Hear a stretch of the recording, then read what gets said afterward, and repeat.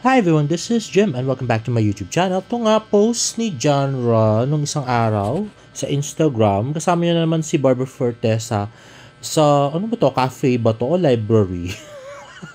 Grabe, naging na sila, bookworm, no? At nasa TikTok video ni Barbie Fortesa and she finally did it. Ha! Let's watch it. Ay na nga, napaka-cute na si Barbie with her orange ribbon. Ayan. O, diba? Parang bumabata lalo yung tsura ni Barbie sa kanyang hair. At napakaputi ng kilikili. Grabe. At next naman ay napasayaw ni Taylor si Tita. Let's watch it. At yun na nga, Barbie Fortesa dancing to another song of Taylor Swift. At parang neneng-nene yung clothes niya dito, no? Parang, diba? Parang batang maliit. Grabe. Napaka-cute. At yan na nga, the pretty Miss Barbie Fortesa. At ito kinuha ko dahil na-cutean ako kay Barbie dito. O, diba? Grabe, ang cute niya. At napaka-pretty. At napaka-puti, diba? Ayan, at super jolly ni Barbie as always. Ayan. At next ay brand shoot nga ni Barbie Fortesa. Para sa ano kayang product to, no? At next nga ay post ni Tita Ami Fortesa sa kanyang Instagram story at mukhang nagpaparamdam nga kay Barbie Fortesa at kay Tito Tony na bumili ng bagong set ng Tiny Tan. Ang cute nga naman kasi, diba? Grabe. Para mas maganda siya kung stuffed toy na malaki, no? Kaysa yung maliit na Tiny Tan lang. At next naman ay me for my sister when my sister needs help at 3 a.m. Ano kaya ito, no? Bakit pinirpost ni Tita Ami? Dahil doon sa mga anak niyang dalawa? But need help? Ano meron? At next naman ay post ni Barbie Fortesa sa kanyang Instagram story at post ng Vitamilk Step Contest. Check out part 2 of the Drink Up Step Up game with Barda on TikTok. Let's watch this. At ito nga ay galing sa Vitamilk PH Drink Up Step Up with Barda part 2. Cheers.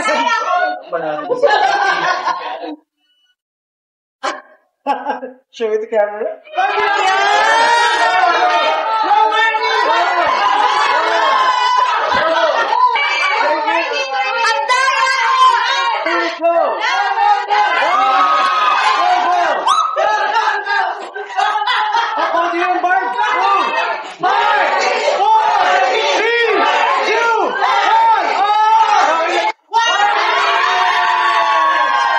Yehey! Nanalo si Barbie! Start now! Bilis mo ah! Ang bagay pala ito!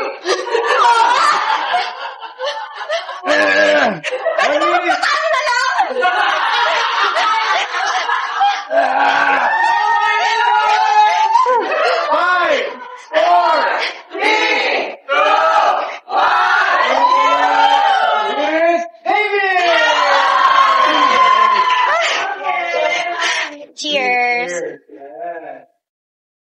Siyempre mananalo si David, athletic yan eh. Si Barbie ngayon pa lang naman, diba? At next ay TikTok post ni Miss Barbie Fortesa. Truly am honored. Though, Avignon is now open at SM Pampanga. Let's watch this. It's an absolute honor to be here today in full fucking glam at 8 a.m. on a Thursday morning.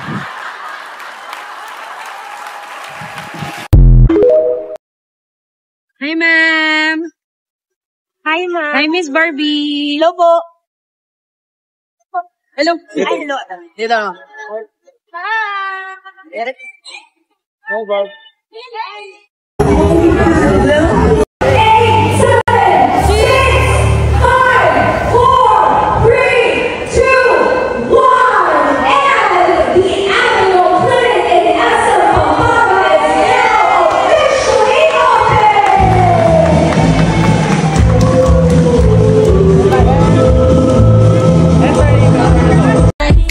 At the pictures from Genre ay na nga po sa ribbon cutting ng opening ng Avignon Clinic sa SM City, Pampanga. At next, Ayun na, all-star nga ito guys. So nandiyan nga si Samuel V, si Barbie Fortesa, si Miss Julia Montes, si Miss Marian Rivera, at si Rocco Nasino. So yun ang mga endorsers ng Avenue. Iisahin daw nakapunta. Dalawang paborito ko nandiyan. Si Barbie tsaka si Marian. Ano ba yan? Ay, ako. Anyway, next nga ay nagpasalubong nga si Barbie Fortesa sa Miss Joy Marcelo ng 2 box ba to ng LA Bake Shop cheese bread. Ayan, thank you. Ang sarap, Barbara Fortesa. At nagpasalubong rin siya kay Miss Jan Navarro. At next nga, Instagram story ni Miss Jillian Ward. Post na kanya manager, si Alan Makatangkay. At meron nga kaming exclusive na chika tungkol sa Never Say Die. Ito palang ano na to, parang room na to or something, or condo, ay kay ano pala yan, sa karakter ni David na si Andrew Dizon. So parang malalagay daw sa panganib ang buhay ni Miss Jillian Ward. Kaya parang titira siya sa condo ni Andrew Dizon. So parang magli-live-in sila ng ilang araw. Doon sa Never Say Die. So ang bali-balita nga daw marami daw silang nilagay na kilig scenes dito sa live-in nga nung character ni David na si Andrew Dizon at saka ni Joey do sa condo ni Andrew. So meron daw yung mga naka-topless na baka maalis yung saplot sa na tuwalya ni Andrew, mga ganun. Parang yung sa maging sino ka man, may mga ganun daw na scene. Baka may patong scene din daw. So maraming sweet scenes si Jillian at saka si David Licao, sweet kilig scenes. Dito nga sa TV series na Never Say Die. Oh, diba? Grabe. At yun na nga, balita nga ng friend namin na nanood sa Bacolod na mas marami daw fans si Dustin Yu kaysa kay David Licauco. At yun na nga, gamit nga si Barbie Fortesa na naman do sa event ni David. Napakatalino talaga ni Dustin Yu, diba? Kasi alam niya may hatak pa rin ang Barda. Kaya talagang dinidikit niya pa rin yung pangalan ni Barbie kay David kahit na wala naman talaga relasyon yung dalawa. So lalong nagdidilulo yung mga dilulo, diba?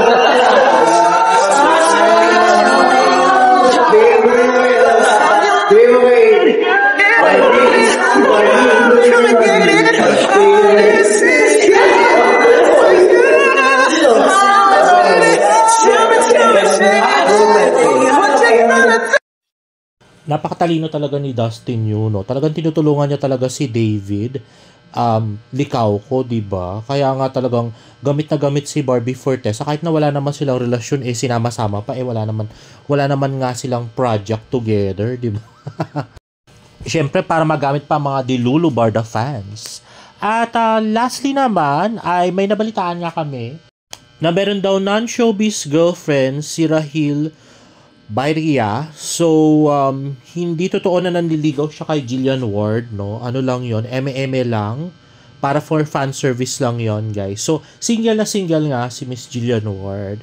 Anyway guys, if you like this video, please give it a thumbs up and please subscribe to my YouTube channel for more Barda updates in my next vlog. Bye!